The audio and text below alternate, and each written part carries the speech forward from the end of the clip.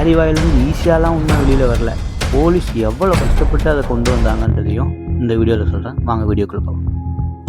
1994 மார்ச்லேருந்து 1994 November வரை நடந்த விசாரணையில் லேரிக்கு ஏதோ மனநல பிரச்சனை இருக்குன்னு நினச்ச போலீஸ் வாபாஸில் இருக்கிற ஓட்டிஸ் ஆர்போன் அப்படிங்கிற ஒரு ஹாஸ்பிட்டலுக்கு லேரியை ட்ரீட்மெண்ட்டுக்கும் போக சொல்கிறாங்க.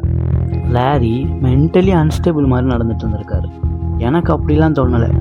இவ்வளோ விஷயத்த இவ்வளோ தெளிவாக பண்ண ஒருத்தன் மென்டலி அன்ஸ்டேபிளாக இருக்க வாய்ப்பு இருக்கா என்ன? நவம்பர் 2, 1994 2.5 மணி நேரம் லேரியை விசாரித்ததில் ஜெசிகாவை நான் பார்த்ததே இல்லைன்னு, தனக்கும் ஜெசிகா கேஸுக்கும் எந்த சம்மந்தமும் இல்லைன்னு சொல்லியிருக்கான். இடையில அழுதுருக்க வேலை செஞ்சுருக்கான். அழுதுகிட்டே போலீஸ்கிட்ட என்கிட்ட என்ன எதிர்பார்க்குறீங்க அப்படின்னு கேட்டிருக்கான். இந்த டைம் போலீஸ் லேரியை விட்டுறாங்க. வீட்டுக்கு போ, அதுக்கப்புறம் எதுனா நாங்கள் கூப்பிட்டு அனுப்புகிறோம் அப்படின்னு. அகைன் நவம்பர் 15 போலீஸ் கூட எஃபிஐயும் ஜாயின் பண்ணிடுறாங்க. என்னடா எஃபிஐயா?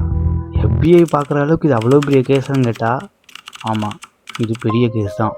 லேரி ஜெசிகாவை இல்லினஸ்லேருந்து இந்தியானாவை கடத்திட்டு வந்திருக்கான். ஒரு ஸ்டேட்லேருந்து இன்னொரு ஸ்டேட்டுக்கு கடத்திட்டு வந்ததுனால எஃபிஐயில் ஜாயின் பண்ணுறாங்க.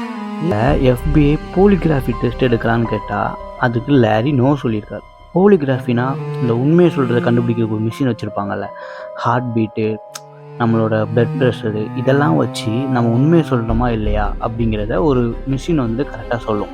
ஜட்ஜ்மெண்ட் வந்ததுக்கப்புறம் கூட ரீஅப்பீல் பண்ணியிருக்கான். ஜெயில் போகிறதுக்கே இவ்வளோ பயப்படுற லேரி ஒரு குழந்தைய கடத்தி செக்ஸுவல் ஹராஸ் பண்ணி கொன்று இருக்கான். யாருக்கு தெரியும்?